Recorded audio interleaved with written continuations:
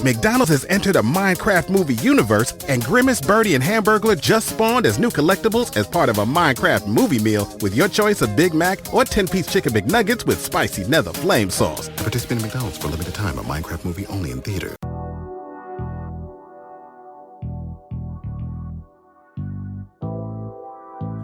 There's no purpose in teaching anybody who don't really want to learn, who really don't want to get to it.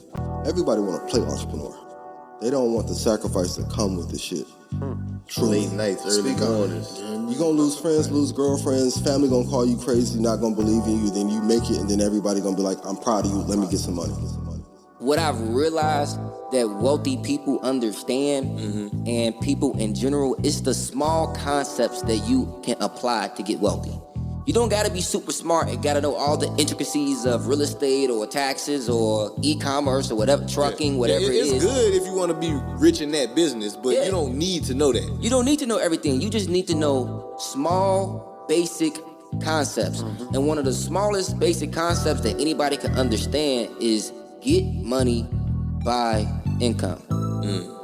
Get money, buy more money.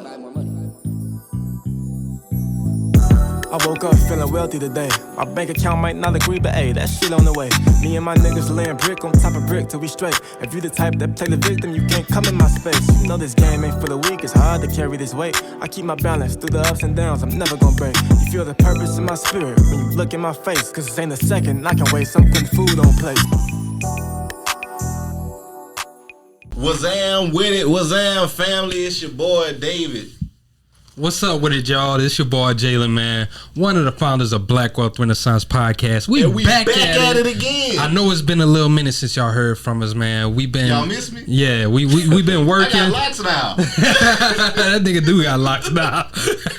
We've been working, life been lifing, but we still here, still coming to deliver some quality content. For sure. Make sure that we're giving you guys some value. Today, I'm really excited, bro. Yeah, we gonna get into a few just updates and stuff. So one of the most important updates in my life, I got a kid on the way, y'all. Hey, I got a kid on the way. I got a son. I got a son on the way. He's gonna be here in October, so I'm excited. Been shooting up the club. Yeah, man. I have been shooting up the club, dog. But nah, man, congratulations, my Appreciate brother. you, Definitely, my bro. brother. I'm definitely Yeah, proud to see your journey is this, man. I've been here along with you. See it as your woman been growing and y'all about to have this little baby, she look man. like a little watermelon right now. I hope she don't hear this. No, but man, it's gonna be dope, bro. Fatherhood gonna look good on you. Yeah, man. Remember what we said? We was talking about my boy Malik, man. Trying to be father figures, not dad bods. Hey, yeah, man. I ain't gonna lie. It's been interesting. Just the things that you think about, while your seed is coming into this world. I've definitely been just trying to get more healthy. I know for sure with a little son, he gonna be active. So I gotta make sure his ass can't outrun me. I gotta make sure I can beat him in all the sports at least you gotta stay on it, bro. at least until about 18. I need to know not to try dad, but also to think about just I gotta protect them. I gotta protect my family and stuff like that now. So it's like this shit. It just changes your whole aspect. It definitely gives you some sleepless nights, just making sure, am I doing the right thing to provide for them? Am I doing the right thing? Am I making the right choices that's going to get us to the goal that's out there? So I'm looking forward to it. That's what's up, bro. Yeah. It definitely make you focus. I only had a pregnancy scare. I ain't got no kids. I definitely had a few of those before, I don't know if too. I got no little one walking around that I don't know about. But yeah, no, it definitely puts you in a different mode. Just the idea that like, okay, I'm not living for me now. I got a legacy to provide. It makes legacy so much more real. I'm not living for me. I'm living for 3 now. Okay. Yeah, bars. I'm not a rapper though. That part. Indeed. Hell yeah. What's been new in your life, bro? Man, bro, so I've been on this deployment life, been doing my thing, grinding, stacking paper, still stacking these coins, man. We're gonna get into this real estate game. Outside of that, man, family's been it's been a challenging time in my life with that. I recently lost my grandmother and my great-grandmother. Once again, sorry for your losses, man. Appreciate y'all, brothers, man. Yeah. Appreciate you pulling up to my grandma's funeral. That No really meant a lot problem, to me, man. my brother. Yeah, man. But, always here for you, bro. Loss is one of those weird things where it's like everybody grieves different, and it always, to me, it puts things under a microscope. I hadn't lost nobody close to me since I was like 8. And I remember that when I was 8, and it was like just this deep feeling of like remorse and stuff like all these things that I couldn't do. But now, as I've grown and become adult, I recognize that like even though you may have lost a family member, they're not gone. They're still with you. And I choose to live with the memories and the lessons that my grandmother and my great grandmother instilled in me. So I just like I won't say that like it doesn't hurt to not have the people that you love anymore, but it makes it easier whenever you know that what you're doing, you're carrying that legacy on with you. I'm carrying that torch. The sacrifices my great grandmother made and my grandmother made to get me to the point where I am now, I'm about to take it and go crazy. Cause look, somebody got to be the first millionaire in the family. Yeah, that's a fact. You heard me? We're going to break some of these generational curses. Yeah, big wealth energy. We coming through it with it. Okay, Yeah. I like that. Yeah. Put that on a shirt. You know what I'm saying? Ooh, I like I like that. Big wealth energy. That part. Yeah. But indeed. But yeah, no, bro. Other than that, just stacking these papers, having some good times with my peoples, man. Trying to enjoy life with the people that mean the most to you, bro. Because I mean, what's life if you don't have nobody to enjoy? That's a fact, man. Even with like us, I know at one point, especially whenever we was getting started with this, we were putting a lot of time and energy just into the business, and I know for sure, like personal relationship sacrifices, spending time with your family, you had to make all those sacrifices. But at the end of the day, what's really most important? Mm-hmm.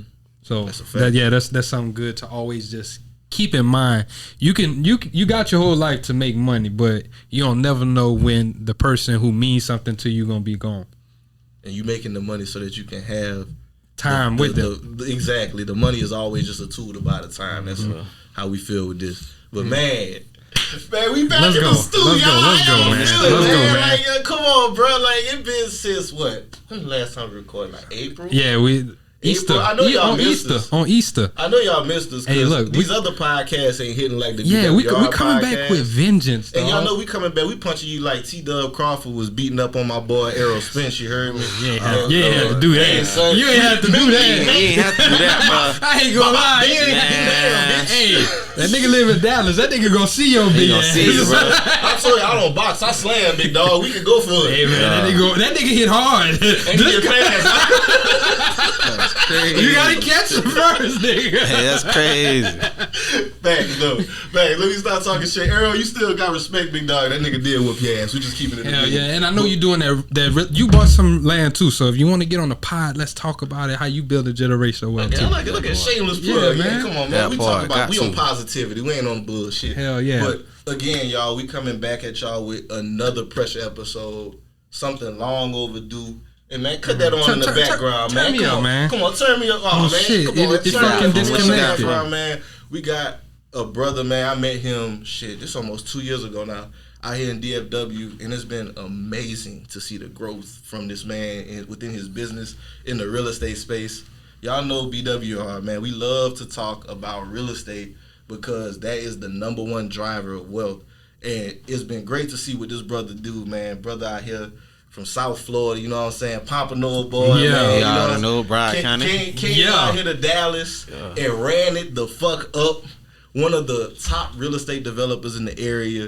And he got some crazy stuff in the pipeline, some crazy stuff going on, and really been pouring back into the community to get this information that he got. We got none other than my man, Mr. Will Cyrus, a.k.a. PBD Will. Come on, man. Come on, man. You saw that. You see it. You see it. I see.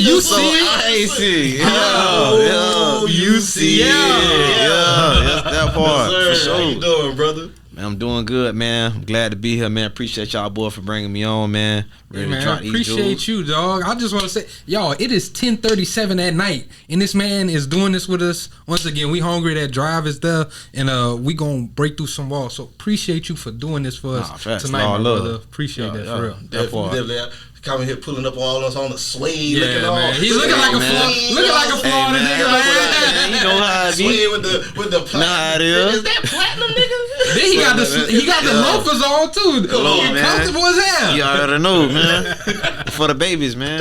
That's what we say, for the babies. Yeah. But yeah, no, like as Jalen said, bro, really do appreciate you pulling up.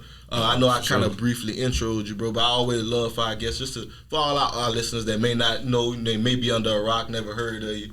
Let me hear about Will and how he got into where he at now, man. Man, to keep it a buck, man, like, you know, of course, my name Will Cyrus from Pompano Beach, Florida, born and raised, filming bride, kind of what we call it. My people, we moved to like Deerfield when I was about like 10, so we moved to Deerfield. So I was born in Pompano, raised in Pompano, my early years, then we moved to Deerfield. So if you know anything about Deerfield, it's like 10 minutes away from Pompano. Pompano, they call it the know you, the real know you. In Deerfield, they call it the field. So we moved to Deerfield, you know what I'm saying, whatever, in the hood. You know, I was raised in the family, like, you know, my dad was a dope boy back in the day, went to the feds, you feel me? So I come from a family full of everybody going to the feds, you know, catching big charges, big cases, whatever the case may be.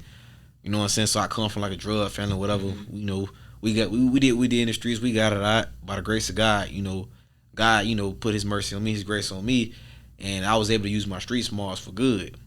So, you know what I'm saying? I went to college, played sports, you know what I'm saying? Ran track, played football, but obviously sports wasn't in my calling. You know, I wasn't gonna make it to the Olympics. The nigga wasn't fast enough.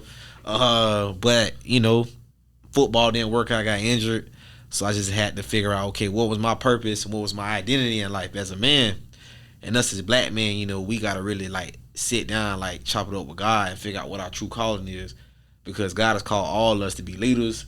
He called all of us to be kings, and he called all of us to be leaders, protectors, and providers. I call it LPP, leaders, protectors, providers for our families, our communities, you know what I'm saying, for our ladies, whatever the case may be.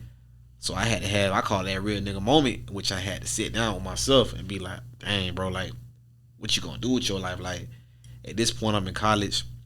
The only thing I did was smoke weed, sell weed, and hunch girls. And I'm like, dang, bro, like, I ain't really got no drive, no purpose in life. Like, you know what I'm saying? It's kind of crazy how everything went full circle. And I started my company, Purpose Building and Developments. But, you know, I was at like a real, like, dark place in my life. I'm like really trying to find myself as a man. You know, like, man, what am I put on this earth to do? What is my calling? Yeah, I'm making money, whatever. I was always a hustler. I'm gonna get money, you feel me? Regardless. But like, I wasn't getting no purpose. You know what I'm saying?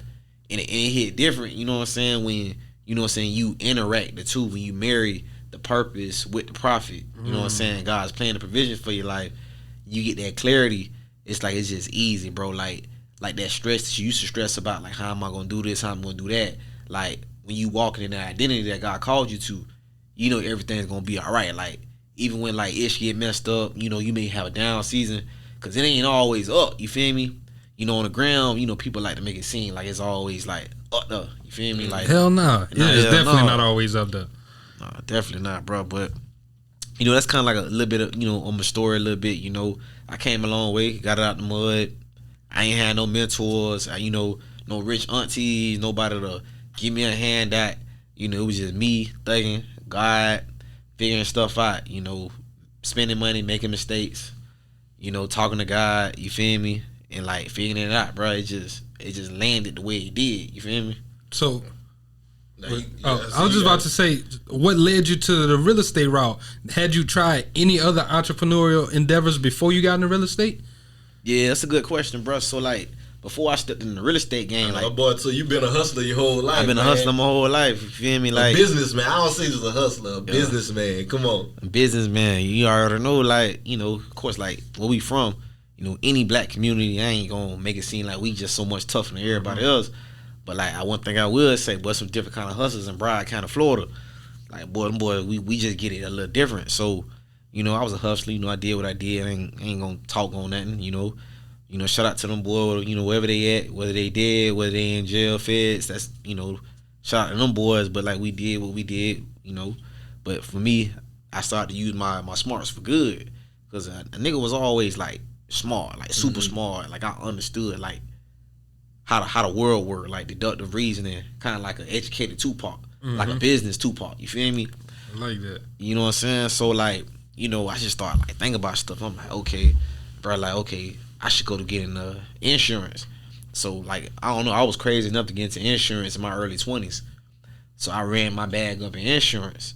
You know, did extremely well in insurance. Insurance sales, right? Like insurance as an agent. Yeah, life insurance, health, and annuities. I was in the hood, sending out mailers, because I'm an ex-hood nigga. I kind of talk a little country, a little hood. Who's gonna let me be their financial planner? Is what I thought at first. But in all reality, you exactly who they were looking for. Because I know, like, I'm from small town. Jalen visited the town with my people from Church Point. I remember up until early 2000s, it was this white dude that would come door to door, knocking on people's house. Billy Graham and door knockers. Selling insurance policies, collecting the money still. So, like, imagine how refreshing it is to have somebody that look like me, that can talk like me, relate to me, that actually know this information. Real talk, that part, for sure. So, like, that's how I went. Like, I got into insurance, make my bag there. Then I was like, dang, bro, like, I got a couple hundred G's right now. Like, I done ran up a couple 100,000. Like, what am I gonna do with this? So I went and bought some land, you feel me? Start buying land, different places, trying to figure out what I was gonna do to flip my bag. And then, like, God kind of gave me the vision, like, for purpose building and developments. And I was crazy enough to just listen to God, bro. Like, not to make it, like, so spooky deep, but, like, for me, in my story, that's how it went, bro. Like, God literally told me, like, all right, you gonna name this company Purpose Building and Developments. I'm from the hood, so I'm like, bro, what the hell? Like, that lame man name, like, I'm finna get picked on, bro. Like, you from the hood, I ain't finna get no hoes this name. You feel me? Like, but that's the beauty about business. Business ain't about hoes. Business about that money. Like, you feel me? I be talking to God like I'm in like he's a hood nigga. I'm like, man, this name lame, God. That lame man name. I'm like, you ain't got nothing better for me, my dog. You know what I'm saying? You feel me, bro? Like, what you talking about, bro? Purpose builder. My name is Purpose Builder and Development. Like, but what made you act on that name and say, okay, I'm gonna listen to you? That's good, Jalen, because whenever we start talking about that, we talk about this often between ourselves. Obedience. Yeah. Whenever you get a message from God, do you follow that message? Yeah. Because, like, it's easy to hear it sometimes, but the harder part is obedience. So what made you stick with it? Because you said the name lame, you know what I'm saying? But here we are 10 years later. I got it on the chain. I said, nigga, you got a truck wrapped in it. You heard me? I got a truck wrapped in it, man. I don't know, bro. Like, God just was like, bro, he, like, when God tell you something is really from God, he won't let you go to sleep without you completing his mission. So it was really like one of those things for me. Like, I was running away from God for a long time. Even when a nigga was doing what he was doing, like, I call it street activities, whatever. I may not look like what I've been through, but you're not supposed to. You know what I'm saying? But, I just, I was disobedient. I was like, I don't want to do that. I would rather go do this. I'm doing well in finance. I'm just going to stick to finance. And he just kept beating on me like, hey, I want you to start this business. I want you to start this company. So right before the pandemic, I was like, all right, God, I hear you, bro. I'm going to do it. All right, cool. I'm going to get this lame name. I'm going to get picked on probably. It's kind of corny. And I didn't really understand the significance of what God was saying to me those years before. So, it really was like that eureka moment, I call it, when I went to, when I went to get my LLC from LegalZoom. I hit up LegalZoom at like 2 a.m. in the morning, picked up my phone, clicked some buttons, went to LegalZoom. All right, let me see if this lame ass name available. Like, I'm cursing, but like, it's just really, I'm just trying to keep it a buck. You feel me? I feel you. So I said, all right, this time I know it's probably from the devil. So if I look this name up and it's taken, then I'm going crazy. Well, that's that bad weed I used to smoke back in the day or something. So I'm like, looking at my phone. I look. It said in the state of Texas, it says Purpose Builder in Developments is available. I said, damn. I gotta go ahead and take it. I gotta tell you, man. They like, at least that's what I thought it was at that time. I thought it was lame, bro. Like, I ain't gonna cap with you. And, to everybody else, they like, man, I love that name, man. I love that it name myself is too. At the time, like, I ain't really see much value or stock in it. It just was like, all right, God, I hear you, I guess. And then, bro, I kid you not, bro. I was obedient to God. He talk about obedience is better than sacrifice. And I just did it, bro. I was crazy enough to just, all right, God, I'm gonna trust you. Hey, this is what you told me to do. It sounds a little crazy. I don't really understand this right now. I hear what you're saying, but it's kind of like, all right, we gonna see what happens. If it don't work, then I ain't listen to you no more, bro. That's how I was like. And then, before you know it, bro, like overnight, bro, Purpose Builder it blew up, bro. Turned to a multimillion-dollar company, like, just off a simple, like, still voice from God, like, over, maybe a two-year period of, hey, I want you to do this, I want you to do this. and then just being obedient, like God just blew my mind. You feel me? So before this, you had no experience in real estate, right? You never worked in the arena or anything like that. And when you getting into real estate, you didn't go for like most people, right? Most people trying to get the base hit. You came want in some rental property and shit like that. You came into deals that were larger, right? You didn't. Your first deal. Can you kind of talk about that one, son? Oh, yeah, for sure. So like, you know, like, I had my experience was like I was always aware around the type of dude like I understood like just about any industry, and I had a finance background, so I understood banking, right? How bankers like think, right? How underwriting works. How if you want to like get funded for something, like how to position yourself from a finance perspective, you feel me, in order to get approved. Because in order to get into real estate development, new construction, flipping, no matter what you're trying to do, remodeling, investing, you got to have some capital. You know, and how else are you going to get this capital? You got to figure out creative and innovative ways to, you know, raise funds. You know, some people do, you know, I call it like, you know, syndicate funding, right? Where they go ask community, friends, and families. But, you know, I wasn't trying to be no, you know, trying to hold no church building fund. You feel me? I'm trying to like, you know, like go to these banks, talk with these white folks. Like, all right, cool. How do I need to position myself? How do I need to leverage myself? You know, what is that next step? What does that look like? So I got my credit, right? Got my credit together. And when they got all these business credit cards, you know, that 0% APR. So like, you know, I had like maybe like 80,000 at the time. I didn't really understand like at that time the power of like what business credit could do. 80,000 at 0% APR for what, 12, 18 months? Yeah, 12, 14, all in between. So like I just had all this cash. I'm like, okay, cool. I'm like, damn, I ain't gotta use none of my money, so what I'm gonna do next? So like at that time, this was before all the laws and regulations got strict on hard money lending for new construction. So I didn't have the experience like that. Like, so my experience at that time was like, I did some flips, but I didn't have no new construction experience. So I had to literally search the country for a lender that would use, you know what I'm saying, my non-experience and give me money towards a deal. So I found the lender, and the lender was like, okay, as long as you have a GC that has experience and you put down 20%, we'll fund your deal. Like 100% the land and construction. So before that, I had, you know, when they got a land loan, which is hard as hell to find too, like to find a company that would lend on land. Because I had a great land opportunity, so I just, all right, let me go get this land opportunity. You know, was that in Florida or was that in Texas? No, I was in Texas. Okay. So I had land, but I was like, I found the real, like my first deal, it was a land, like it was like 40-something thousand. So I'm like, all right, let me, like this is a good deal. Like I want to, I want to roll all this into one. I don't want to use any of my money or my land. I want to try this. I want to try to figure this out, because if something go wrong, it ain't my land. It's the bank land. Y'all can have it. So I went and did that deal. Got a land loan on this deal. One of my homeboys, well, wasn't a homeboy, but a realtor, he brought the deal to me, and he had a homeboy, and his homeboy had a partner on this piece of land. And I said, all right, bro, sell it to me. Whoop, whoop. So went through that, got my credit right, boom, had the business lines of credits, and then like boom, it's just crazy, bro. Like everything lined up. I refinanced that land loan into a construction loan. The hard money lender, funded the whole deal, put down my money I had to put down, and literally boom, they gave me all the cost of construction. I think this deal it was like 280,000. So including the land was 280 plus 40, so I don't know, call it 320. Like around 320, and I had to put down my 20% because they want you to have skin in the game. So mind you, this deal was before everything changed. So like the information that I would give people today is way different than what I did. What year are we talking with this? This was like end of 2018. Okay. Yeah. So 2018 is way different from 2023. Laws, regulations, a lot of banks failing. Like 2023, a lot of banks and hard money lenders are going out of business. So they have much stricter laws than what they had in 2018. It was just like, like Oprah, you want a loan, you get a loan. You know what I'm saying? Yeah. As long as you meet the right criteria, you getting that damn loan. You getting that damn loan.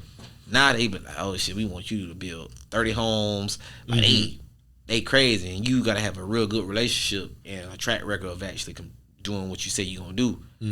Back then, you just needed a GC, and they'll loan it to you. Well, I ain't gonna say all people, but my specific lender. So that happened to me. Like God just lined it up. Like, and when you say your specific lender, I'm sure you didn't go to like a J.P. Morgan Chase or something like that. You went to one of the local banks, right? No, I went to a little shark. It was like a little. I'm glad he ain't gypped me, but like a little local small deal, hard money lender. He brokered the deal. He was like a broker. So how the brokers work is they go and find you deals. They'll present your case, to a large pool of investors, right? It's a pool of people, hard money companies all across the country. Mm-hmm. He found me some company way out in goddamn Portland. I think it was in Portland. Like Riverbend Lending. They was way in the middle of nowhere. And the deal just worked. Yeah. So they liked the numbers and they made it happen. Yeah, they made it happen. So with that, I just kind of want to make sure we paint the picture for us. So you had the funding, right, on your credit cards, business credit cards. You use that to make the down payment on the hard money loan. And then the hard money you use to pay back the construction loan. Yeah, so like the hard money is like they give you in draws, right? Mm-hmm. Mm-hmm. So my first draw, I use my business credit, right? So my first draw for my guys to start cutting down trees and getting the pad set before you can put down forms for foundation was like maybe like everything like I don't know $8,000. So I just used my credit card, did a cash advance, paid my guy, and then called my hard money loan and said, hey, I need $14,000. They sent the money over, paid off the credit card, and had $6,000. Do the same thing, rinse, wash, and repeat.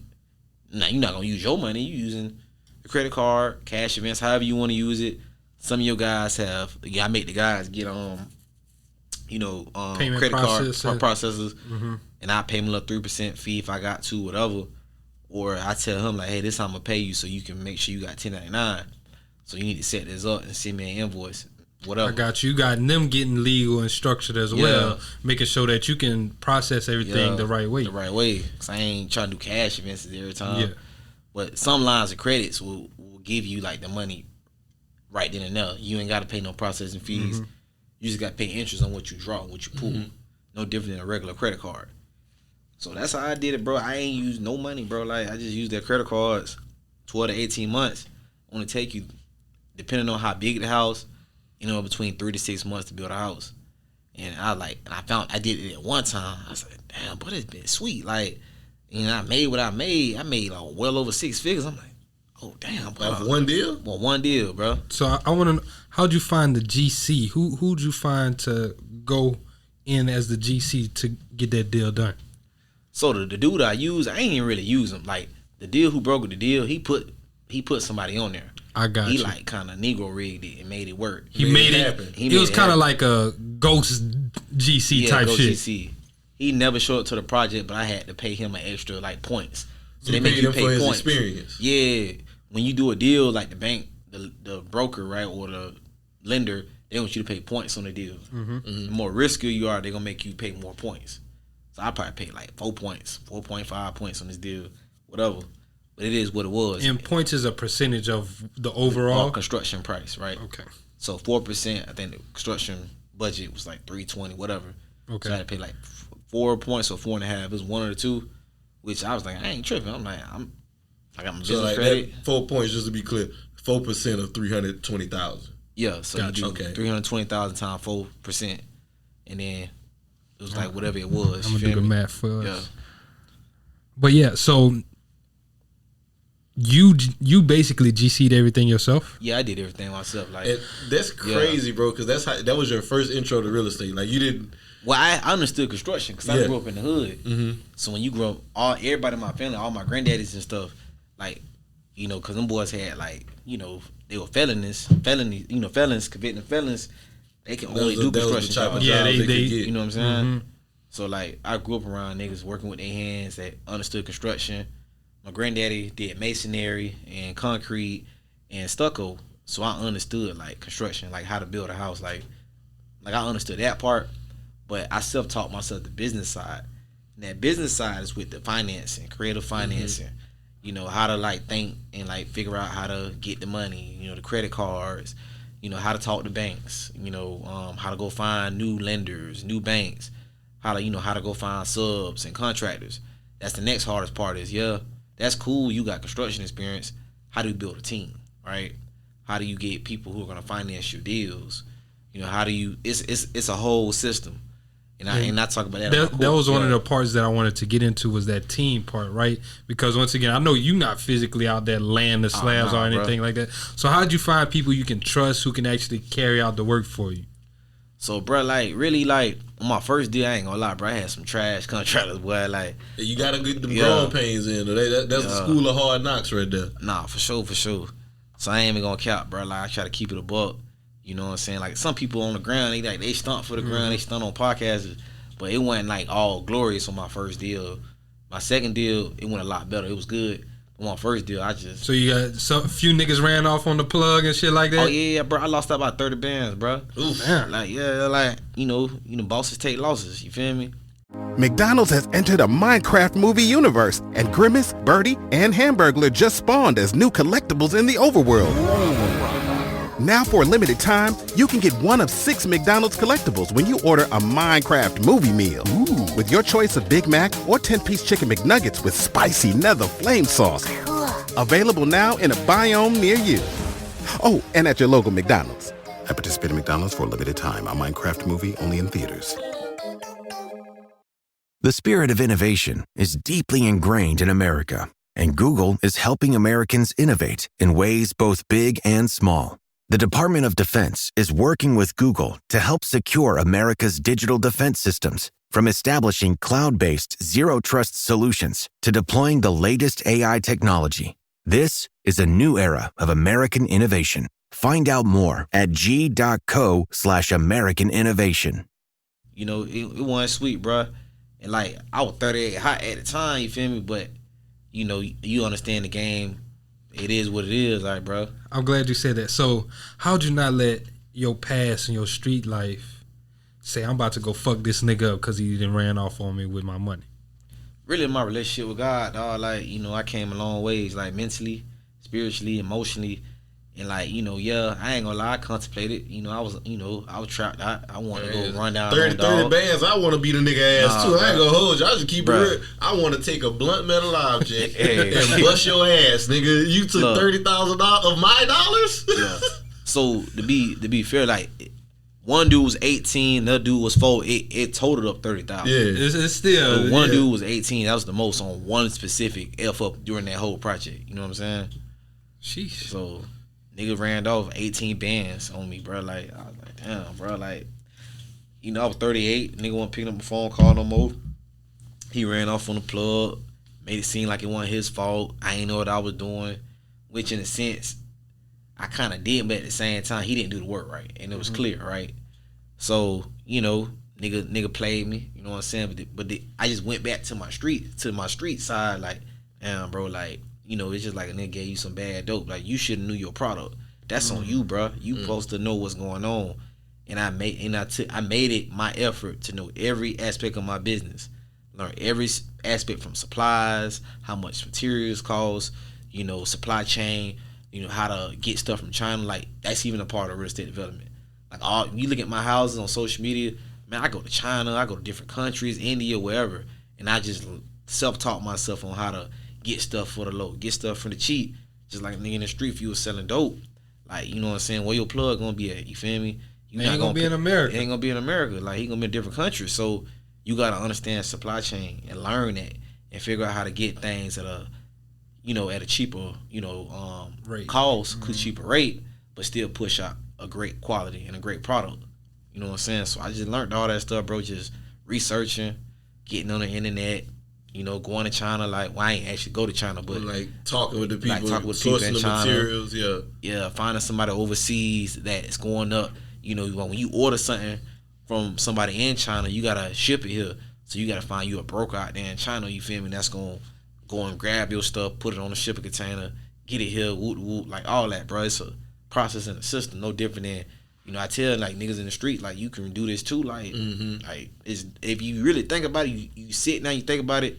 If you're a real boss, bro, like, I'm gonna say this, like, the skills transferable. More importantly, like, I always tell people, like, if somebody came to me and tell me, oh, I'm a drug dealer, I'm like, oh, you a peon, bro, because real drug dealers don't sell drugs. You got people on the corners selling the drugs. You talking with the plug. You the big boss.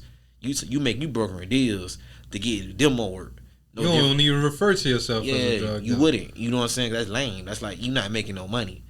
Like if you a murderer in the streets, like you lame. Like to a real boss, it's like you out here killing people. Like if you was a boss, you wouldn't have to do that. You a crash dummy, you wouldn't have to do that. Like why you? That's like peon. That's like low level. Like we don't. What you talking about, bro? Like so, you feel me? Like same thing with real estate, bro. It's like when you really sit back and think about it, you like, dang, bro, like I can just sit up here, call shots, move pieces of the puzzle together, you know, figure out how to run my business in an effective and efficient way, learn supply chain, because construction is supply chain, learn banking, right? Just like any business. How to get financing. You gonna get your MBA, that's gonna be certain components of, you know, your business curriculum. Gonna be what? Supply chain, finance, accounting, and what else? Yeah, marketing. You know what I'm saying?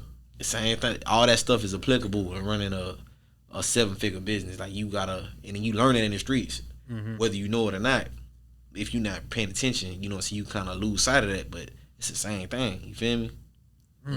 So that first deal, right? I know you said profited over 6 figures. What was, whenever you hit that bag, right? Was that the first big 6-figure like check that you had got like for something like that? Well, real estate, yeah. But when I was in insurance, I was making that too. Like that was easy. Like I made a bag in insurance too. So like, when you say a bag, I don't want to just count your pockets, but what we talking? What nah, you mean? fuck it, I'm counting your pockets. I want to know what you was making, nigga. Nah, like insurance, bro. I made well over 6 figures in insurance, bro. Like I was making a bag, bro. I had $100,000 deals, like insurance policies. You know, I did a whole life case on a dude I met at a networking event. The dude was kind of a little loopy, a little crazy, or whatever. But him and one of my joint work partners, so insurance, we call it joint work. You know, he had a little bit more experience in like dealing with like complicated, like, you know, high ticket insurance cases. So I did a joint work case with him and made like 100 bands. And then I had a whole lot of deals like that, working with doctors and lawyers. I'll be making like 10 bands on a deal, 12 bands. Yeah. And you doing 4 of those a month. Like I was making some good bread on top of like sending the insurance mailers. So I was Billy Graham and a door knocker. You send out an insurance mailer, you know what I'm saying, to a hood zip code, and then they sign back. You know, grandmas, she checked their mailbox. Older people for some final expense and burial insurance. You send them a mailer, tell them to write their signature, whatever the case may be. They gonna sign it, fill it out, put it in the mailbox, or however they do it, and they send it back to your P.O. box or your virtual mailbox. Then I go get my virtual mailbox, like, damn, but I got like 300 signatures on these cards. And then you go knock on the lady door, and then she be like, oh, you know, you be like, hey, you know, I'm just following up on this insurance request for final, you know, for burial insurance. Then they'll be like, oh, no, I ain't do that. No, that wasn't me. And you look at the card, like, you sure this not your signature right here? Oh, no, that ain't me. And then you'd be like, all right. I'm like, well, if this isn't you, I need to call, you know, the federal agencies to get them to come to this house because there's some type of, you know, fraudulent activity going on. And she looks, oh, I need that like 2 million. That's a cold ass line, dog. I was just saying, like, you a hustler, you gotta be quick on your toe. You feel me? You know, and then you getting their highs, sign that insurance policy, make your little $500. You got the whole street sold up. You know, you selling crack. 500 here, 500 there. You walk out that day with $3,000. You do that every day. And the better part about it, instead of selling fucking crack and destroying your community, you're giving people something that they actually need. Because how many times in our community we see the fish fries? Again, I just said that in the intro of the pod. I just lost both my grandmothers. Luckily, they had insurance in place so that we wouldn't scraping together. Family didn't have to come out of pocket to do that. That part. Like, you're not destroying your community, you building your community, and you getting paid well to do it. Exactly, bro. Hey man, that's hard, dog. I like the method that you took as well, because you did the final expense route and you targeted the old folks, the people who gonna check the actual mailbox, dog. Exactly. That's hard. But now I kind of want to get into this, right? So you've been a hustler, businessman. I want to talk about the financial literacy side of things, right? For sure. So like, making money is one thing, but keeping it is a completely different. So real talk. When did the financial literacy piece come in for you as well? Because I know that definitely is a big part of building a development business. Yeah. So like really, bro, like I was like that hood nerd, you feel me? Like I was always up on finance, like, you know, my senior year, we took, what's that class we had to take, man? Not world economics. Yeah. I was always like a world economics type of dude, like looking at CNN when I was a JIT. We say Florida, we say JIT. I've always been into like finance, and numbers, and world economy, and looking at other countries and how they do business, you know, how they make money. And then it kind of crazy, like when it came to like, you know, if you doing what you're doing, whatever, you know, supply chain, you know how to talk that language, you understand world trade, you understand like how I go, shipping, whatever the case may be. So you just kind of like learn, you understand like, dang, bro, like this is how big business is done at a high level. Now I don't know, you know, I was never the type of nigga in the hood that wanted shoebox money. Yeah. Like I always was like, I'm gonna let y'all niggas be flashy, do what y'all do. That's cool, y'all boys. Do it that way. You know what I'm saying? Yeah, that's cool, but I'm on some next level stuff. Yeah. Like I'm trying to make some millions. I'm trying to make a couple M's.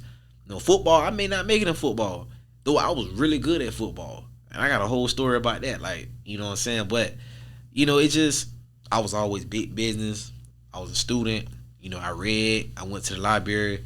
I'm trying to gain knowledge. You know what I'm saying? Like, I'm trying to understand things because I ain't $10,000 flashing it on my back end, MySpace. That's low level thinking. Like, nigga, they're like, yeah, you get one of these little hood hoes, whatever, that's cool, whatever. But you run through a little 10 bands trying to real fast. You feel me? That 10 bands could have made you 100. Could have made you 100 if you knew how to think right? If you knew how to like play the game.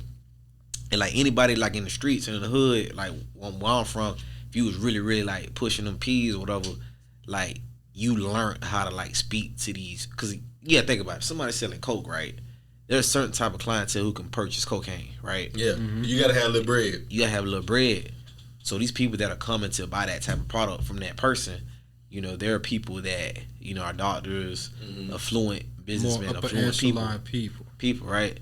You need to talk to those people. Like, what do you do for a living? Like, can you tell me about, you know, deals you broke, blah, blah, blah. You'll be amazed the type of gems you can get. If you was a smart street nigga, right? If you just a little corner boy, you having a conversation. You know what I'm saying? So corner boy, you having those, like, I remember I was like 13 having those conversations. 12, like, I'm a jit. But of course, like, you know, God did other things in my life, so I didn't have to continue to have those conversations, whatever. But, you know, it's just like, when you really think about how life works and how everything goes full circle and how God, like, uses the bad in your life and turn it for good, it just be, like, crazy. Like, when you look back on it, like, okay. It was all for a reason. Yeah. They say you got a plan. We might not see it right then and there. Trust and believe. Whenever you go through them storms and them different seasons, it may seem like it's like, damn, nigga, this is gonna keep coming down. Like, can I get a little sunshine through the rain? But the rain, how Frankie Beverly and them said it? It's my joy and pain. Yeah, the joy and pain. And like sunshine. Yeah, it wouldn't feel so good if it wasn't for the rain. Yeah, that's 50 Cent. Oh shit, my bad. Joy wouldn't feel so good if it wasn't for pain. Yeah, for sure. I think he stole that from Frankie then, man. He might have, but I know for sure he said that shit. He said that too, yeah. That part, yeah. Okay. But that's okay, so damn, I forgot where I was going next. If you forgot where you going, I know what I kind of want to get into, right? So once again, you made this transformation. You said, okay, I'm gonna get my shit together. I'm done smoking weed, fucking these hoes and everything. What did you do to change in your daily life? Like, what's your daily routine looking like now to help you keep the success? For me, man, like the biggest thing, man, I gotta wake up and talk to God, bro. Like, you know, that's my biggest aim. I try my best. You know, Sundays I don't. I be doing stuff I shouldn't be doing, mess with these girls. But, you know, but like on the cool though, like, you feel me? Like my biggest thing, I gotta start my day with God, bro. Like, because like now I'm humbled because I know where I come from, and I know I got so many homeboys that I grew up with, or people that I just know that they either in jail or they dead, bro. Like my best friend that really got me on this path, he committed suicide. Damn. Yeah. Sorry to hear that, brother. Yeah, sorry to hear that, man. You know, it's a part of life, dog. You feel me? You know, my dog, rest in peace to Jarvis Cooper, he committed suicide in 2011. And I was in college in my junior year. I was 32 now, so at that time I was 2011. How old I was? Yeah, about 21. So I believe that's my junior year. You know, he died right around Thanksgiving. So, you know, before that, God was like pulling at me, trying to get me to change my life, do things a little differently. But that really like gave me that push that I needed to like, all right, man, let me go to church or something. Let me figure something out, because now I really see like, bro, I'm really lost in this world, bro. Like as a black man, bro, I thought I had a clue because I was making some little shoebox money. I had some bands on me or whatever. I thought I understood the epitome of life. But when I looked at the totality of my situation, bro, like I was a sad, lost individual. You know, a sad young man with no purpose, no direction. And had I continued to go down that route, bro, who knows, bro, like could have been dead or in jail. You know, it really was my only routes with the mentality that I had. Because, you know, life, money, success is really 100% mentality. You know what I'm saying? I'm going to say 40% mentality and 60% God. But your mentality has a lot to do with it, bro. Like the way that you think, bro. The way that you think about this world, the way that you think about this life, and the way that you think about God is everything when it comes to like as a black man or a man in general, and how you get to that next level in God, how you get to that next level in business, how you get to that next level in leadership, leading your family, leading your community, whatever the case may be. Like as a man thinketh, right? As a man will be. That's just what it is. How you think, bro, it impacts every aspect of your life. So that was a good answer. Yeah. And I hate where I'm about to go with this, man. But I have an intrusive, ignorant thought, man. I have an intrusive, ignorant thought, bro. Nah, man, I gotta ask this shit, man. I know you say you be messing with these women, dog. Have you ever had to sling some penis to close a deal, man? Yo. Hey, this boy wild. Hey, I ain't even gonna hold you. Like, I've never had to, because I'm not a realtor.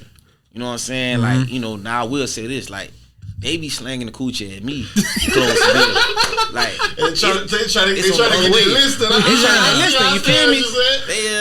It hit different, you know what I'm saying? Hey, look, you know what I'm saying? This is a 7-figure house, you know what I'm saying? You know what I'm saying? She know in her mind, like, really, I could change her life. Yeah, like, this nigga's building it. I'm changing their lives, like, cause like I done made my millions in early stage, you know, all grand, no scandal, you feel me? So it's like, you feel me? Women, I've noticed if they look at me like, dang, bro, like, if I sell one of his houses, he got $500,000 listing. He got like 5. I can lock his ass up and get all of them. Get locked on, whoop. And then in her mind, like, she putting on her phone, you feel me? She seeing vacations and Louis bags. Hey, so she said 500,000 times 3%. Oh, that's 15 bands she gonna make listing my house. Oh, this nigga got 6 on. Like, I could really change a girl's life. You sell 6 of my houses, and I got a lot of projects. I got over 40 homes I gotta build. What, 6 times 15? That's just if the house is 500,000. We were rolling that as the median. 90,000. I could change her life. Like, most niggas can't really put a girl in a position to make no 90 bands, 100 bands, whatever. So like, really, I'm changing her life. Like, she can't change my life. You know, well, she could change it a little bit. She get my houses sold and make my 200, 150.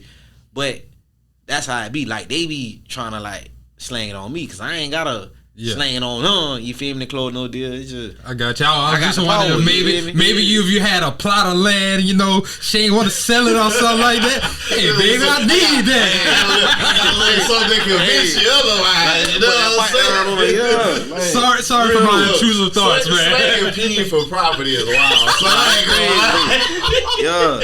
Yo. Property P. Pushing P. Literally a new definition for pushing P, dog. Pushing P. Wow. Glee. Hey, Sorry, y'all. That's funny as hell. But no, Will, damn it, boy. You dumbass. You got me off the track again. No, but I'm back at it. So, Will, no, bro, you posted on your story earlier today something that I wanted to talk about on the pod. You said, bro, you just talk about it. $4 million in the pipeline with this development that you got going on, bro.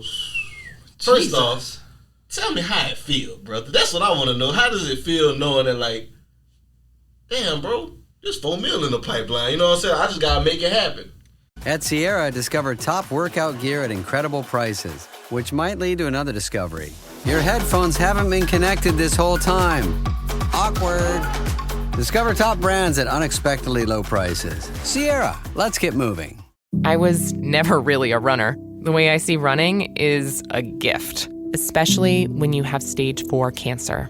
I'm Anne. I'm running the Boston Marathon, presented by Bank of America. I run for Dana-Farber Cancer Institute to give people like me a chance to thrive in life, even with cancer. Join Bank of America in helping Anne's cause. Give if you can at BofA.com/supportAnne. What would you like the power to do? References to charitable organizations is not an endorsement by Bank of America Corporation. Copyright 2025. I mean, honest, bro, like, type of nigga I am, bro, like, I just be like, man, it's just some money, man. I don't get too lost in the sauce, you feel me? Like, I don't be counting sheep, you feel me? I don't be, like, so focused on the money, like, trying to touch it. I just go down and I grind, you feel me? And I get into leadership. So my mind's all about leadership. The better I lead, the more realizable and attainable it is to go get this bag. Because it's really all about leading these people towards an objective and a goal, making sure they get what they need financially, treating people good, your contractors, the people that work for you, because that's gonna make you get to that $4 million. It's making sure that they get whatever they need along the way. You know what I'm saying? I got to pay them too. So part of that $4 million that I'm making, I may spend like 13. When I say 13 million, like the bank money, I'm gonna spend a whole lot of the bank money in order to get there. And a part of that bank money is paying salaries and paying people and employees, whatever the case may be. But so I just focus on the people because I know that people gonna help me get to my goals and my dreams. So like I don't really be focused on the bag. I'm like, it's cool, whatever. I'm gonna get that bag, whoop whoop. But I'm always thinking about the next play. The next development, like, okay, damn, nigga get this $4 million. What's next? I'm trying to get me an apartment. I'm finna do this, I'm finna do that. I'm always like a ghost. Like I'm trying to, what's next, bro? Like instead of getting resting on your laurels, thinking about the next move. Got to, you feel me? So, you this is the 40 homes that you got to build. That's gonna be that deal. Nah, so actually, I ain't got to build 40 homes to make that. Okay. So on this, I got my one development on Pennsylvania Avenue. The city just like literally approved my final plat. Last week. Okay. What is platting with the city? Just real quick. Yeah, my bad. So platting is like, so as a developer, right? I'm gonna break it down to what a developer is, right? A developer is an individual that buys land and builds new construction homes, right? Whether it's single family, multi-family, apartments, whatever, duplexes, townhomes, they basically build and develop raw land, right? Some developers buy land, go to the city, right? They hit up the city or they walk up to the city, whatever city you is in America, and you can replat the land, right? Because you want to get maximum use on one piece of property. Gotcha. The lot, as is, you may be only able to build one home. But if you go to the city and do some digging and some research on it, they may say like, hey, you can actually build 6 homes on this one lot. So you go through the replanting process to try to make it go from 1 home to 6 homes. So what I did on this one, I went to the city to try to get them to go from one house. Well, it was a church. I bought a church. It was a whole lot of stuff with that. But I bought a church. I had to basically pay off the church to leave. They weren't paying no rent. So I had to pay the church. I had to pay bro like 10 bands to get him to leave so he can transition to wherever else he was going to go to. So I paid him 10 bands, bought the church for $130,000. So I paid 130 bands. Whoop, there you go. Whoop, da da da. Had to pay him another 10 for him to slide, for him to clear it. So that 140. I spent that 140. Went to the city. Like, hey, I want to turn this church that I'm about to tear down into 8 homes. So I went to the city, replatted it, and went through a whole year legal process with civil engineers, structural engineers, talking to this city department, that city department, in order for us to all come together with one clear mind on how we're gonna do this development, right? They're asking you, well, do we need to get street lighting? What about, this alleyway? It's a lot of back and forth comments, whatever. Sewer and all of this. Infrastructure. It's a lot of stuff that goes. That red tape that people be talking about. Yeah. But I went through that. Finally, got it approved, and now I'm able to, make it do what it do, make money on. But that's just one piece of the $4 million I'm making. That's one deal. I got some lots that I'm doing some $1 million deals, right? So my $1 million homes, I make much more, right? I'm gonna make 500. I'm gonna make $500,000 easy or plus on just one sale. Yeah, on a $1 million something home, like a $1.5 million home. I make like 500, whatever. Give or take, depending on how much I paid for the land. So I got a couple of those. Like I got like a lot of that type of stuff. Like it's mixed in to get me to that $4 million. And my business model, it's not hard if I work it the way I need to work it. You feel me? Mm-hmm. So I got a question with the $1 million homes, right? Or even just with the development in general. What type of money are you putting into? Huh? I was wondering if you guys asked my question. Is that what you were asking? My question Okay. different. What type of money are you putting into that, right? If you building $1 million home that you're gonna sell, how much did it actually cost you to make that, to build that $1 million home? I mean, every area is different, but I give you a real life example. Mm-hmm. So I got a house I just built. I bought the land for $250. It was a home, knocked the home down. The construction cost was like $750. Right, to get into the deal, I had to put down whatever I had to put down. So my loan on that home was like $915. Okay. I'm probably gonna sell this house for. This market is a little different. This is the one in Mid Hollow?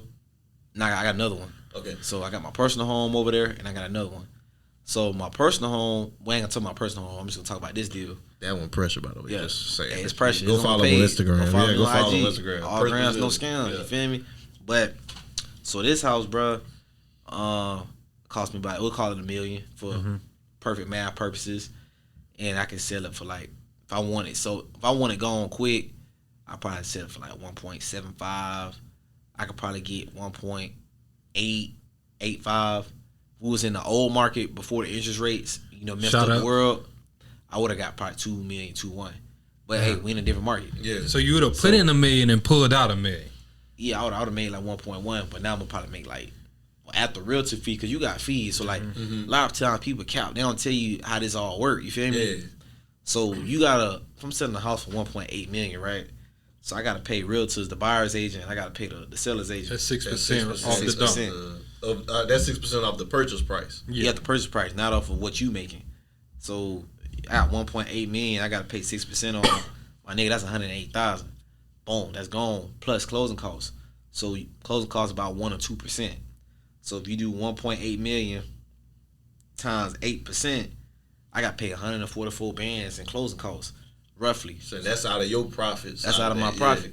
So if I built it for $1 million and then I'm selling it for 175, so you do that 750 minus 144. So you make me about 606. 606. Yeah, you still making good money. Great money. Yeah, great money. Yeah. So that's why I said $500,000 more realistically. I like to undersell and over deliver than like, oh, I'm gonna make. Cause I could easily lie and say, oh yeah, I'm gonna make 800,000-900,000, but now nigga, you gotta pay closing costs, and that's 150 bands. Like out of my damn, it's gone. I gotta pay realtor. I gotta pay people. Now to them, to a realtor, that's a big check. Like you just made 3% on a $1.7 million house. That Lord, you made 50-something bands. That's still good money for just finding a buyer. But the reason, right, people at that price won't get paid as well as they do. Like you have to it ain't as easy as just let me just list your house on MLS and sell it. The transaction time longer. Transaction time can be longer, but that person has to have a different type of network. It's just like if a nigga was in the street selling dope, like you got a different type of network that's buying cocaine. Like most regular black people not buying no cocaine. Just like most regular people in general ain't buying no $1.5 million house. Your network is a lot different. You know a lot more affluent people. You got certain networks. You got that realtor should be able to get your home, your listing, the publications. These fancy, rancy-pantsy publications and stuff. The ones that the people with the bread gonna actually be reading. You be reading, you know what I'm saying? On some HGTV This type ain't shit. that Zillow shit right here. No, this ain't no Zillow. Like these niggas on golf courses, brokering deals, they country clubs, like they talking to some people, and we're in Dallas. I'm blessed and fortunate, to be living in Dallas. Where, man, this is the corporate mecca. People got money here. They're executives, they're partners at law firms. It's a lot of people that got money here. And me, like I separated myself because like I've learned really quickly, like bro, as a black man, you gotta take your pride out of it. If you in this $1 million game, bro, they can't know it's a black man that's building these homes. So you gotta take your black face off, unfortunately, because whether you like it or not, we all using the same Mexican contractors to build these homes. But for some reason, because you black, they think you got less quality. It's just the prejudice. That's of the world. crazy when you really say it, but that's really the truth. That's the hard, real deal Holyfield, yeah. Because they feel like you're less competent to actually get the job done. And that's bullshit. That's bullshit because it's Mexican and black people building all these homes. But for some reason, the white end user or whoever that is that's buying a home, for some reason they have this stench or this hysteria, right? That we cut corners, which I would agree. Which is why it's hard for me to partner with a lot of people. I haven't really found capable, like trustworthy, like black people to really go into business with and run this bag up. So I can understand where they coming from, but I've just learned, like, bro, you gotta humble yourself and be like, bro, it's about this bag. Like, everybody ain't gotta know that I built this house. Which is why I posted less and less on social media, because I started to notice, like, okay, for some reason people have this weird, if a black person built it, then something must be wrong with it. I mean, we've seen that like, with, like, it's, for some reason when it comes to black people in real estate, they just automatically devalue it. But I think that's one of the things, we had that conversation before. We need more black appraisers to combat that racial bias in that, because it's an obvious real racial bias there. And I talked with an appraiser, a brother named Marcus Hill. Shout out to Marcus. Nah, for sure. He was letting me know it's only like 4% of appraisers are black. It's like crazy. Accountants, bro. Like very niche stuff. But even with engineers, I think only 2% of engineers are black. Yeah, like it's very niche, but that shit. This is what makes a big difference in the wealth gap. We talked about that with Vernon when we talked with him. The number one driver, like, okay, so Black Wealth Renaissance. The thing that started us getting on this wheel was we seen the statistic, 2053, the black family net worth 0, right? The number one driver for wealth is real estate. We know that. Part. The reason, the difference between the net worth of a homeowner and a non-homeowner, I want to say it's like $8,000 for a non-homeowner versus $175K. If less black people own houses and less black people are involved in real estate in the process of generating wealth in real estate, we're always going to be behind the 8 ball. So it's important we have these conversations, like even when you saying that, like, this is something where people got to wise up. Like, okay, I get into the development, maybe I do need to move a little different. So I kind of want to ask you, what's some of the things whenever you're moving in these spaces that you've had to do differently to make sure that you're getting these deals closed?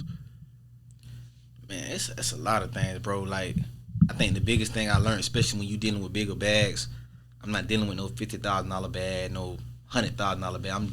I have some deals that I'm making in some real paper.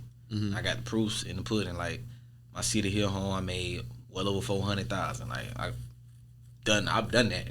When you're dealing at this higher level, it requires a high level of thinking. Mm-hmm. And you have to dot your I's, cross your T's, and you have to be an expert. When you speak to this title company, you got no more than them, especially as a black person. When you speak with your lenders, you always got no more than them. You gotta be thorough with your paperwork. You gotta get a legal team, because these are all the people you gonna need at the table when it comes to, like, playing with them boys, like playing with that. In the hood we call it playing with that magic, playing with that salt. You know what salt is, like, and you can't be no goofy. You feel me? You gotta know what's going on, bro. Like, because if you don't, in the streets you can get killed, and in this business, man, your reputation can be killed. So you gotta know how to talk, conduct business. You gotta be a consummate professional. Stand on business. Learn how to enunciate yourself. So, like, I code switch.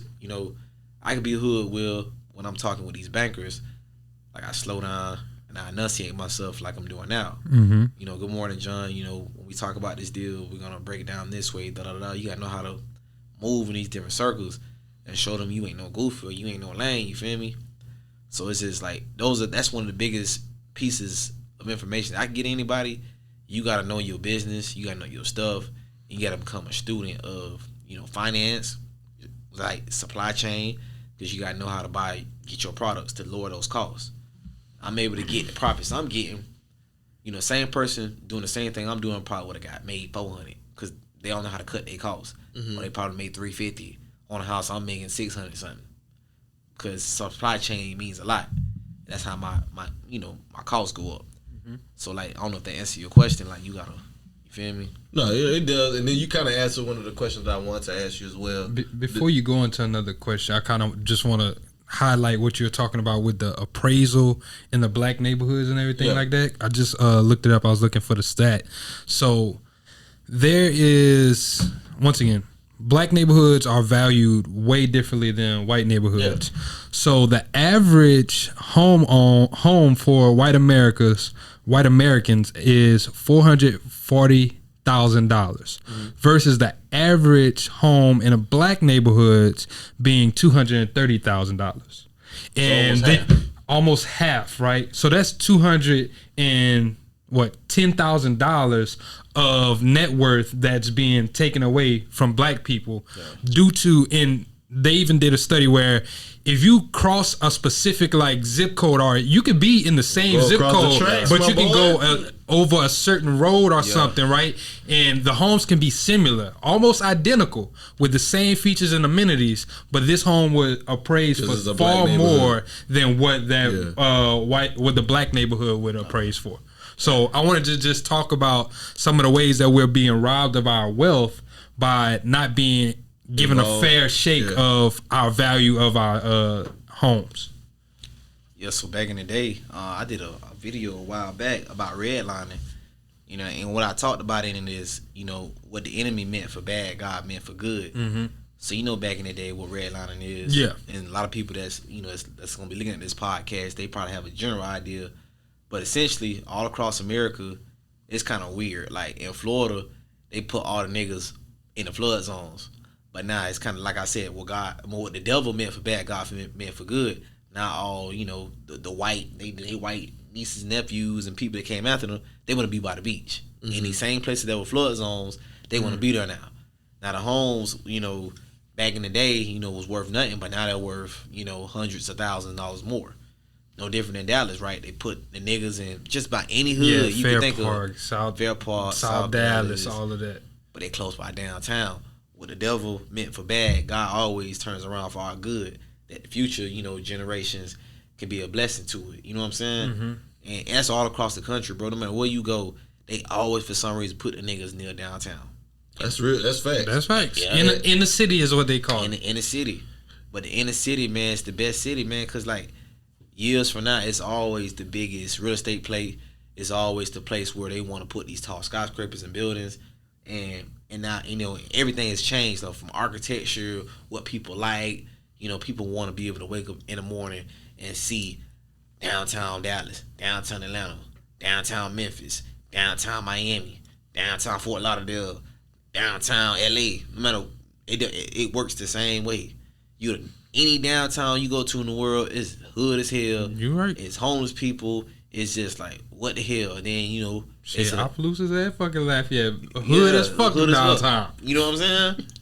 But you can go build a house down there if you got a good enough. You nigga pay a premium price for it. Mm-hmm. If it's in the convenience. Yeah. Especially whenever you, like you said, you targeting that certain demographic. They got a law firm downtown. Why? Yeah. And people like that, they value time. So they gonna pay a premium to say, okay, I can cut my commute time down to work, and then I'm at a premium viewpoint. Premium viewpoint.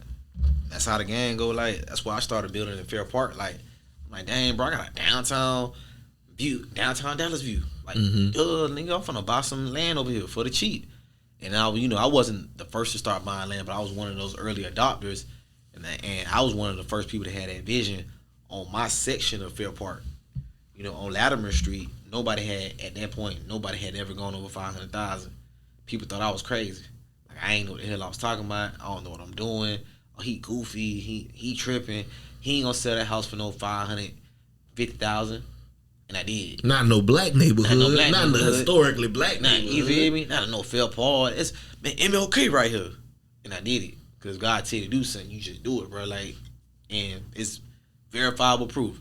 3112 Latimer Street, Dallas, Texas 75215. My boy said, look it up in the county records. Don't play with them. Don't play with me. Like, it's just, you know. So I do have a question with that, right? So with that, how do you also not displace some of the people that's in the neighborhood whenever you do something like that? That's a real good question, dog. So, you know, a lot of times you get the question about gentrification, but I look at it like this, like, what has plagued our community for so long is we don't own nothing. Mm-hmm. So when you look at it from a displacement perspective, when you look at the data, the analytics, and the statistics, the actual data, everybody there is renting homes from white investors, Indian investors, other ethnicities, Jewish, whoever, which, you know, I got no issues with my, you know, my other folks, you know what I'm saying? But I'm not pushing nobody out. The developers aren't pushing people out.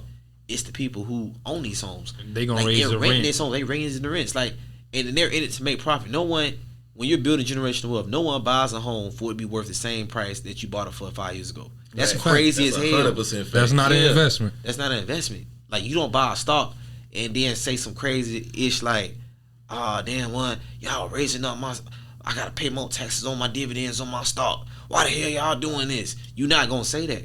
You gonna gladly pay them damn extra dividends on them stocks. No different when I hear this notion of, oh, y'all displacing these people, y'all developers. I'm like, first and foremost, you know, Auntie Sally Mae don't own that damn house. She rent the house. You know, so it's this weird thing that these people own these homes and most of them don't. Because a lot of our grandmas, you know what I'm saying, they got into bad loans. We didn't understand finance. We didn't understand banking. And we lost those homes a long time ago. Now we renting them. So it's not a lot of people whose grandmas own stuff anyways. So when they start talking about this displacement stuff, it's just not entirely true. Mm-hmm. So in my experience in Fair Park, a lot of those people rent. They don't own. So like it's hard. It's kind of impossible for me to displace somebody that didn't never own something to be displaced from. You know, the real issue is it's at a city level. You know, the city has so much land. They got these land banks, and they're the people who are supposed to do affordable housing. It's not on the developer to build affordable housing. It's on the city. This is what we pay taxes at. And, you know, they have a cost basis for a reason.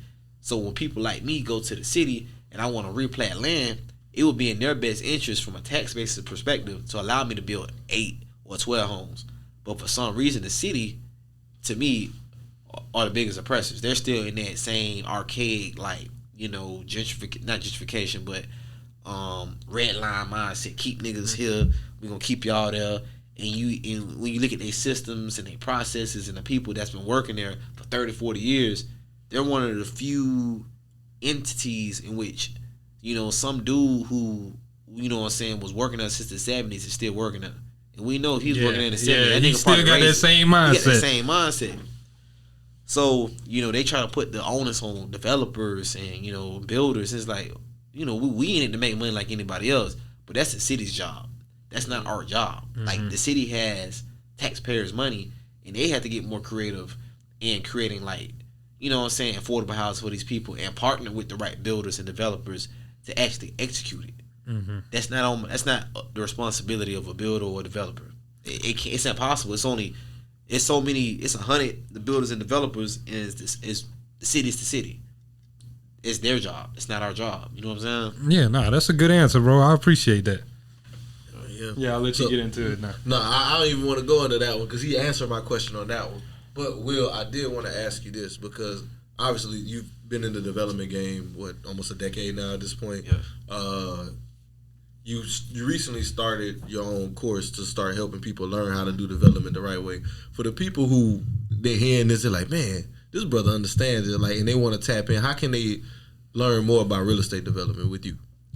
Yeah, like I would tell anybody, like I get like 1,000 DMs, bro. And I ain't no cap, bro. I would show you, like, man, my DM be flooded with people wanting to learn more about what it is that I do. How can I get started? Hey, the biggest thing I tell people, dog, you know, I built this course because I want to give people that ground level framework to be able to, the things in which I've shared on this podcast, I want them to be able to talk like me and understand what it is that I'm saying, right? And then from there, you know, we could do more one-on-one, you know, let me help you and coach you in your first deal. Let me walk you through a deal. You know, and in my course I talk about, you know, the financing piece. A lot of the stuff I literally just talked about is in this course. Like, legit. Like, a lot of these gems I share is in the course on top of, like, I walk through an actual budget. This is how you create a budget, you know, for a house that you about to build. You know, land purchase, buying sheetrock, you know, foundation work from A to Z. You know, profit, the fundamentals. The fundamentals.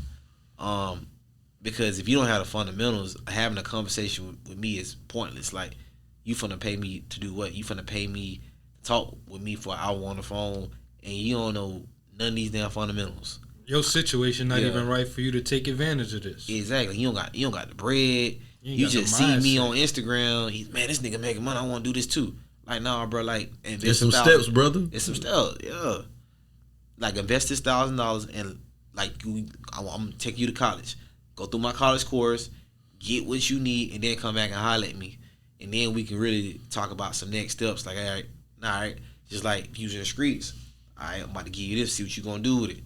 All right, you brought that pack. You brought it back. All right, this little nigga, he a little hustler. All right, cool, I might front you a little bit. On the next one. All right, cool, bet. All right, next up, get you some business credit.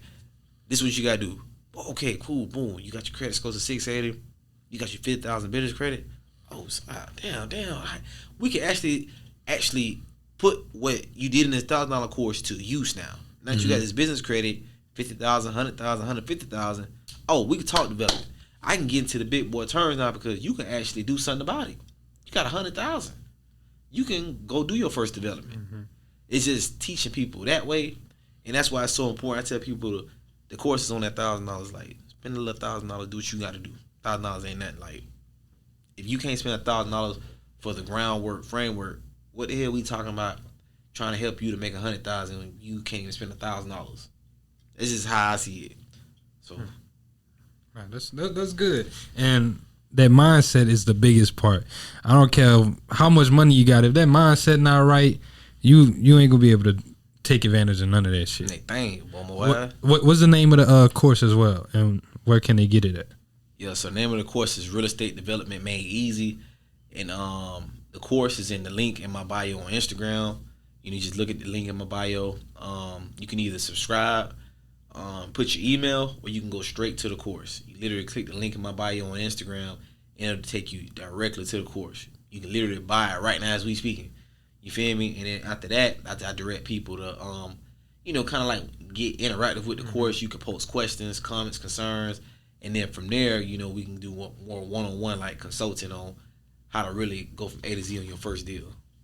Okay. Yeah.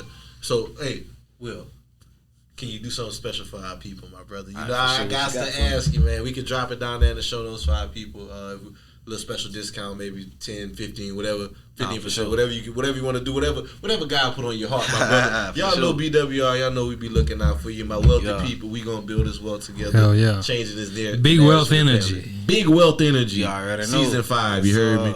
But Will, brother, appreciate you joining us, man. This has been a fire episode.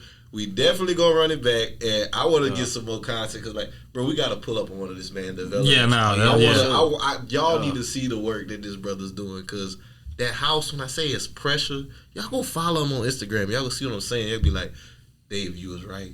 That shit is pressure. I'm gonna go check it out. Not a little pressure. Yeah, I'm gonna go check it out. I'm telling you. But Will, again, appreciate you joining us, brother. For anybody that want to tap in with you, I know we mentioned your social. Can you let them know how they can get with you on social? If they want to work with you, they're trying to buy a home. Let them know how they can tap in. Oh yeah, for sure. Like, you can reach out to me on Instagram, Purpose Builder BFW, on Facebook, Will Cyrus, email info@pbd like Paul Benny David HOME.com. Any one of those 3 ways, so you can holler at your boy. I got something for you. Sure. Hey man, once again, appreciate you for coming through, my brother. This has been a great episode. No scams. Man, no scams. Yeah. Hey, I love it, my brother. So for all the listeners, thank y'all for always rocking with us. Once again, we're going to keep on applying this pressure. We do have some more coming in the pipeline for you guys. I know it's been a little drought on our end, but we're going to make sure we keep drought on. Is over like it's over in Cali. You heard me? We're going to make sure we keep on running it up. Once again, we had a few things going on, and we'll get into that on another episode. But y'all make sure y'all like, comment, subscribe, leave a rating, leave a review. Let us know what y'all thought about this episode. Y'all make sure y'all tap in. Go to blackwealthrenaissance.com. If you're on your podcast app, hit that subscribe button, hit that notification bell. I need all of that. I need y'all to make sure y'all tapping in. Also, shout out to the Black Men Summit. Black Men Summit is coming back in Atlanta. Black Men Summit is in Atlanta, November 4th. 2023 in Atlanta. We better. I'm back and I'm better. Black Men Summit going crazy this year, y'all. Yes, y'all make sure y'all pull up. Early bird tickets are actually still available right now. So don't miss out on this event, man. It's November 4th. We in No, Atlanta, man. I was about to say Dallas. We was in Dallas last year. No, we're in Atlanta this year. Atlanta. Man, we got Pastor Jamal Bryant as one of the keynote speakers, and we got a lot more. And we just confirmed him 500, Marcus Barnett. So, come on. Yes, we lit. So look, it's going crazy. Black Men Summit, fellas, you want to be there? This is the place for you to come as a king, as a leader in the community, to build with brothers and lead that legacy. Our whole theme this year is celebrating kingship. And you are that king. Come be celebrated. Let's get into it. We're going to have some really, really dope stuff. Shea Moisture is our sponsor this year, so you already know how they coming. We're going to have a little grooming station. You're going to be able to get you a little, facial, make sure your skin right. We got some great stuff coming. You know what I'm saying? Being man ain't just all that rough and rugged shit sometimes. We got to so keep it come sexy, come feel like a king. Like Prince Hakeem. They going to throw flowers at your feet when you pull up. I want what he had on the little braid. I need the jojoba oil on my locks. You know what I'm saying? We're gonna make sure I'm feeling good. But, hell yeah. Man, you had something else? No, I ain't got nothing else, brother. Man. Y'all, until next time, this is Black Wealth Renaissance. Signing out. Peace.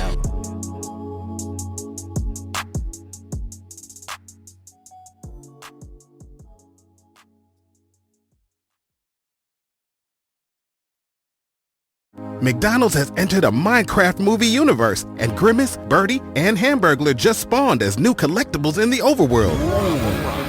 Now for a limited time, you can get one of 6 McDonald's collectibles when you order a Minecraft movie meal. With your choice of Big Mac or 10-piece chicken McNuggets with spicy nether flame sauce. Available now in a biome near you. Oh, and at your local McDonald's. At participating McDonald's for a limited time. A Minecraft movie only in theaters.